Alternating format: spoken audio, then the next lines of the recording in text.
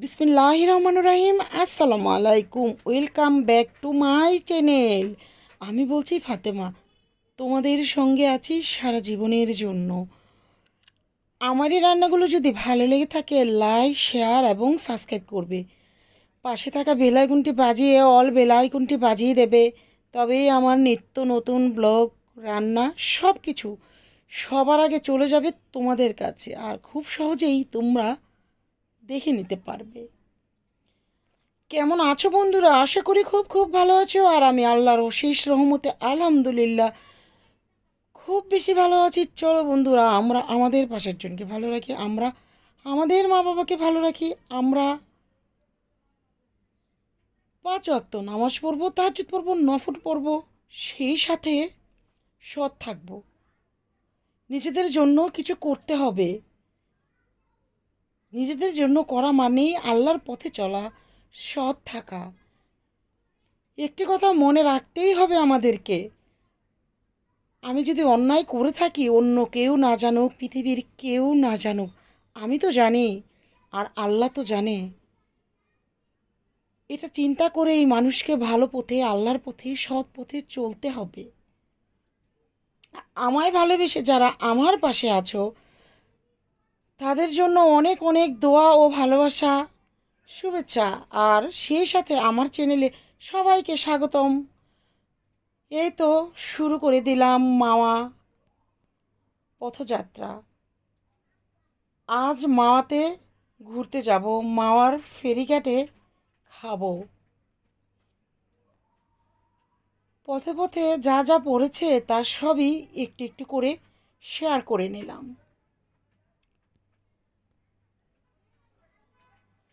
এই তো যাচ্ছি ব্রিজ। এখানে মাওয়াতে যাওয়ার পথে অনেক ব্রিজ পড়ে। আমি যেহেতু মিরপুর থেকে এসেছি, 12 নম্বর থেকে স্বাধীন এক্সপ্রেস বাসটি মাওয়া ফেরিঘাটে কেউ যেতে চাইলে সেখান থেকেও যাওয়া যাবে। মিরপুর 12 নম্বর থেকে মিরপুর যে কোনো জায়গা থেকে ওঠা যাবে, অথবা এই গাড়িটি আবার গুলিস্তান হয়ে যাবে, গুলিস্তান মাজারের সামনে থেকেও ওঠা যাবে।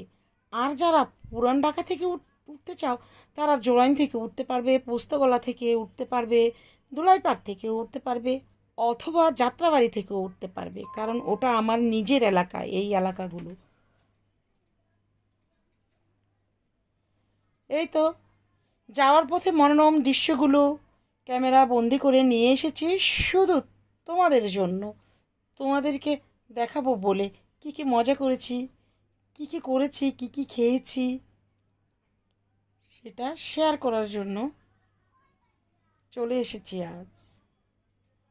দেখতে থাকো বন্ধুরা আমাদের মাওয়ার যাত্রা। মাওয়ার আশপাশ এলাকা আসলেই মনোমুগ্ধকর দৃশ্য। গ্রামের দৃশ্য সত্যি সবসময় সুন্দর হয়। আমরা যতই শহরে থাকি মাঝে মাঝে গ্রামে যাওয়ার মন টানে। আর মাওয়া ঢাকা থেকে খুব একটা বেশি দূরে নয়।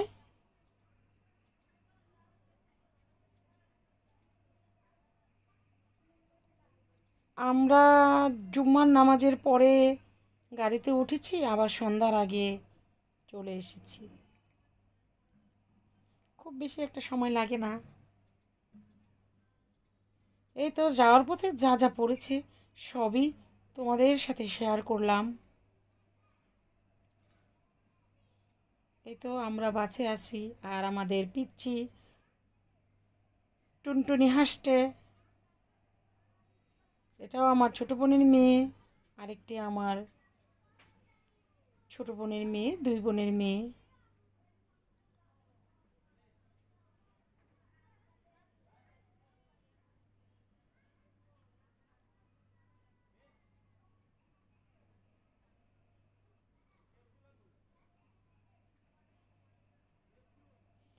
আর সেখানের খাবারটা যদিও বাইরের খাবার, তবে সে খাবারটা ছিল অসাধারণ। এবং অনেক ভাত খেয়েছি, যা আমি এত ভাত কখনো খাই না। কখন যে সব কিছু গরম ভাত, গরম গরম ভর্তা, ইলিশ মাছের ভাজা, পেঁয়াজের বেরেস্তা দিয়ে। অবশ্য পেঁয়াজের বেরেস্তা দেয় না সবাইকে ওনারা, আমাদেরকে দিয়েছে। মাছের, ইলিশ মাছের লেজের ভর্তা অসাধারণ। তোমরা চাইলে সেখানে যেয়ে ঘুরে আসতে পারো।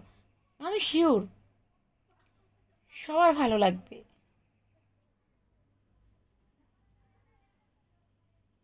মাওতে যাওয়ার পথে অনেকগুলো ব্রিজ পড়ে।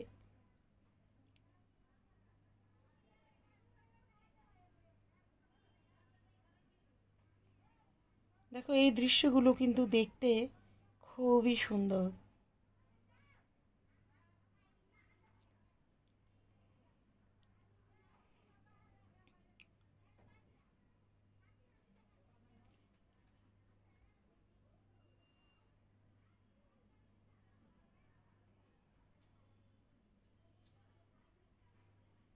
এই যে পাহাড়ের মতো উঁচু রাস্তা, আর আরেকটি মনোমুগ্ধকর দৃশ্য হচ্ছে মাওয়া ঘাটের পদ্মার যে ইলিশ, চিংড়ি, তরতাজা মাছ, সেগুলো দেখতে যেমন ভালো লেগেছে, কিনে নিয়ে আসতো তেমনি ভালো লেগেছে। আর খেতে কেমন হবে সেটা তো আমি খেয়েছি, অসাধারণ। এই তো আমাদের পিচ্ছি সাইদামণি,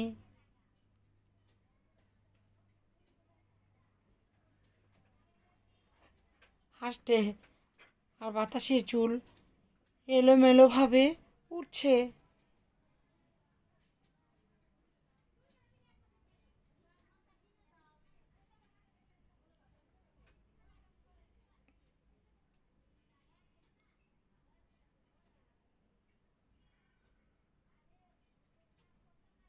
আর ওর নাম হচ্ছে, পুরো নাম হচ্ছে সাইমা ইসলাম সাইদা, তবে আমি ওকে সাইদা বলেই ডাকি।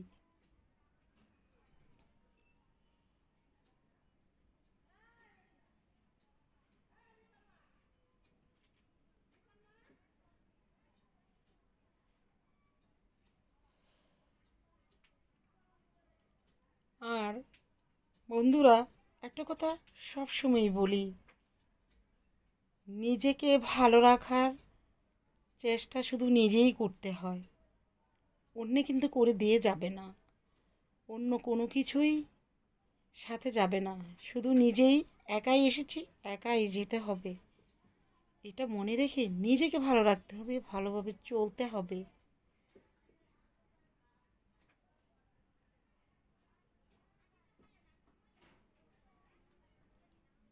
এই তো দেখো কি সুন্দর দৃশ্য।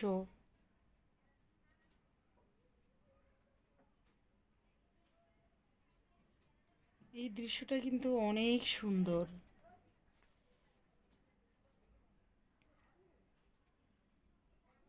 আর সবার সংসারেই কম বেশি খারাপ ভালো যাই, তাই বলে এটা ইউটিউবে এনে প্রকাশ করার আমি মনে করি না কোনো প্রয়োজন আছে। তার চেয়ে কোরআন হাদিস পড়া আমি মনে করি অনেক ভালো। নিজের পরিবারকে ইউটিউবে আনা একদমই উচিত না।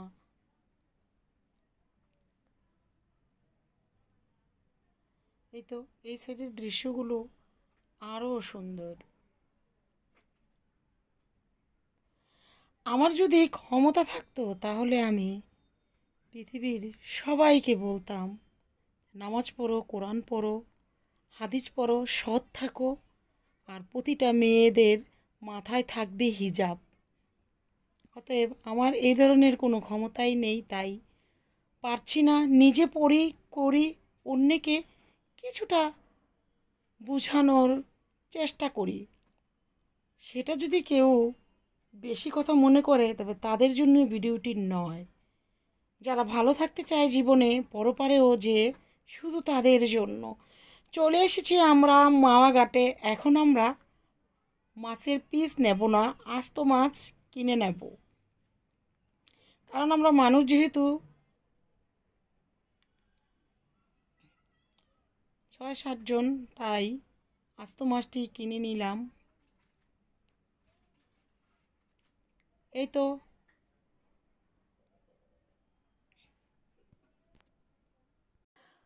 মাছটি ভিডিওতে ছোট দেখাচ্ছে, কিন্তু মাছটি ছোট নয়। মাছের মাথাটি দেখে তো আমি অবাক, অনেক বড় ছিল। এ মাছটি নিয়েছে 1100 টাকা। আর পদ্মার পাড়ের রূপসী হোটেলে, জনপ্রিয় রূপসী হোটেলেই আমরা খেয়েছি, ভালো লেগেছে। চাইলে তোমরা এই হোটেলেও খেতে পারো, অথবা আশেপাশে অনেক হোটেল আছে, সেখানেও খেতে পারো। এই তো তারা মাছের আঁশ ছাড়িয়ে নিচ্ছে। এখানে চাইলে আস্ত মাছও নেওয়া যাবে, ইচ্ছে করলে শুধু পিসও নেওয়া যাবে।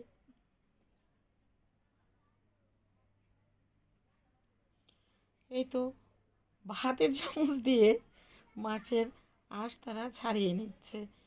যেভাবেই হোক, একভাবে না একভাবে ছাড়িয়ে নিলেই হলো।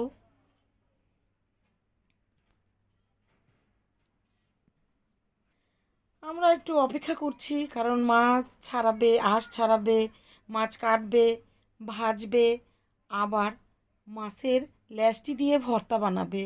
অবশ্যই সময় লাগবে। আর সবগুলো খাবার ছিল গরম গরম, বেগুনও গরম গরম ভাসছে আমাদের জন্য।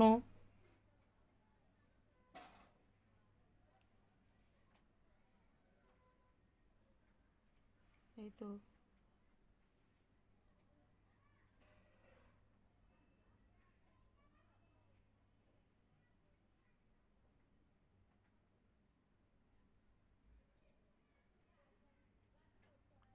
এই তো রূপসী হোটেল।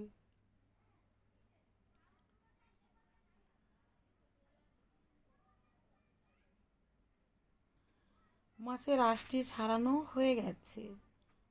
এখন মাছের ময়লা যে ফুলকো থাকে সেগুলোও ফেলে দিচ্ছে।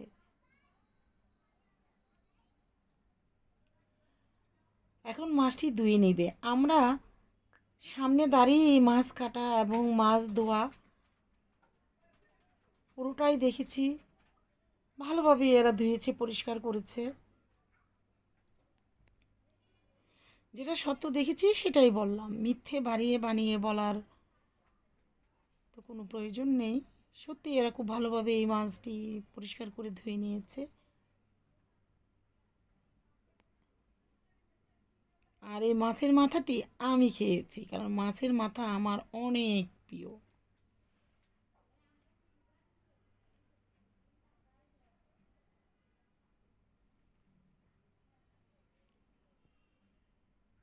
এখানে আরও ছোট ছোট মাছও আছে, সেগুলো কমেও পাওয়া যায়। যার যেটা ভালো লাগে সেই দামে সেটা কিনে নিতে পারো।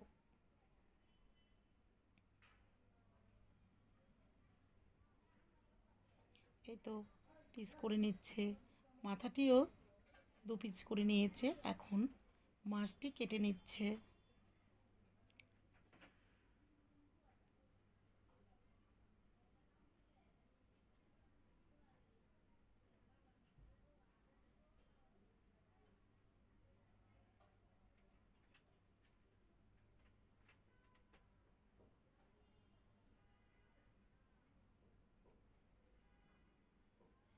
এই তো মাছের পিস অনেকগুলোই হয়েছে। অবশ্য মাছ আমাদের আরও বেঁচেও গিয়েছিল, সেগুলো আবার ওনারা পার্সেল করে দিয়ে দিয়েছে মাছ।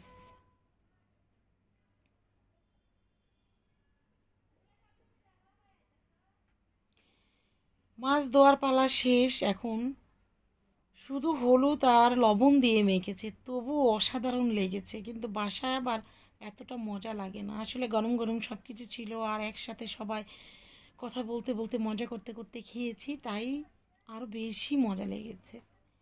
এই তো কড়াইতে তাওয়াতে, সরি, কড়াইও না, ফ্রাই প্যানও না, তাওয়াতে, এটা হচ্ছে লোহার তাওয়া, তেল দিয়ে মাছগুলো ভেজে নিচ্ছে।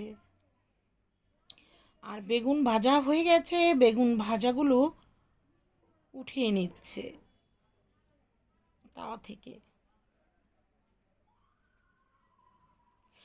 আর এই রূপসী হোটেলের আরেকটি বৈশিষ্ট্য শেয়ার করব, সেটা হচ্ছে এখানকার দই অতটা মিষ্টি নয়, হালকা টক মিষ্টি, আমার কাছে অসাধারণ ভালো লেগেছে, তাই আমি একটু শেয়ার করলাম। অন্যান্য দোকানের দই একদম অতিরিক্ত মিষ্টি থাকে, কিন্তু এটা আমার কাছে ভালো লেগেছে, এই জন্য টক মিষ্টি দুটোই ছিল, এই জন্য ভালো লেগেছে।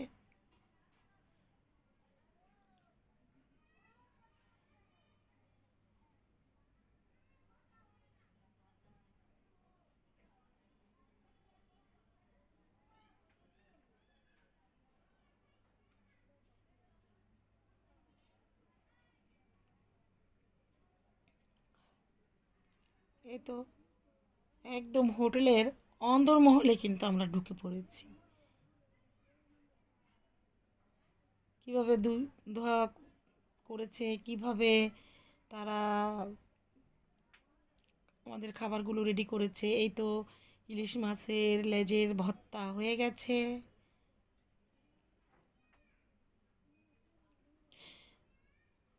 তৈরি করা হয়েছে মাছগুলো বেছে, এখন ভর্তা করবে। এই তো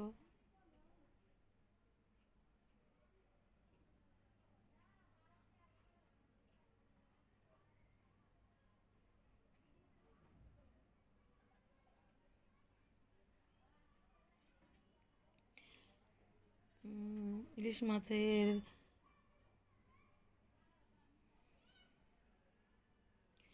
কাঁটাগুলো বেছে নেওয়া হচ্ছে, কারণ এই কাঁটাগুলো বেছে না নিলে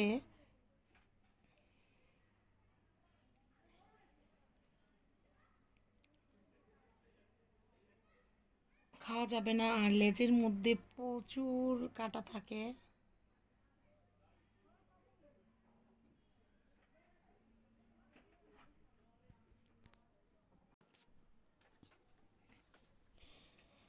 এই তো লেজের কাঁটাগুলো বেছে নেওয়া হলো।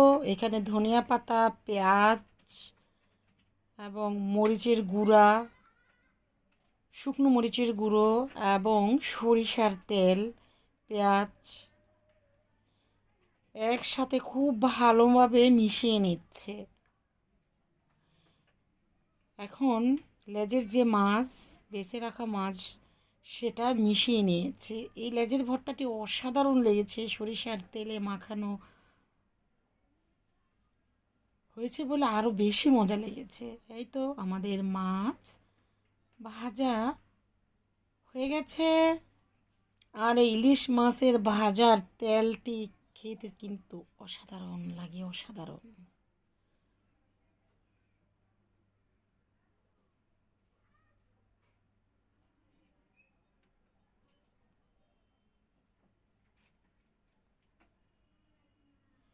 এই তো বেগুন ভাজা হয়ে গেছে, মাছ ভাজাও হয়ে গেল, এখন লেজের ভর্তাও হয়ে গেল।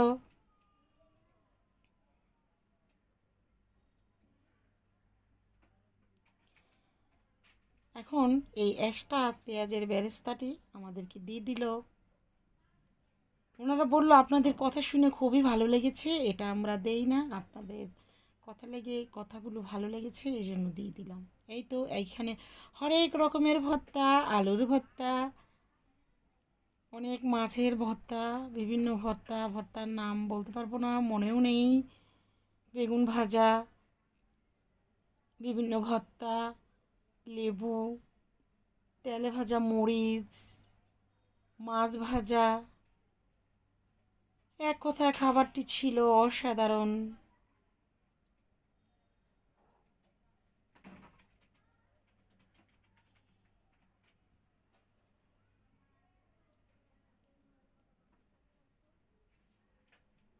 এই তো চলে এসেছে আমার সেই দই, প্রিয় স্পেশাল দই।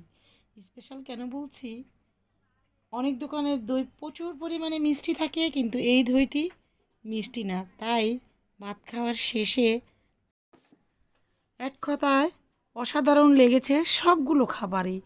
আমরা সবার পরিবারের জন্য দোয়া করব, সবাই নিজেরা ভালো থাকবো। আসসালামু আলাইকুম, আল্লাহ হাফেজ।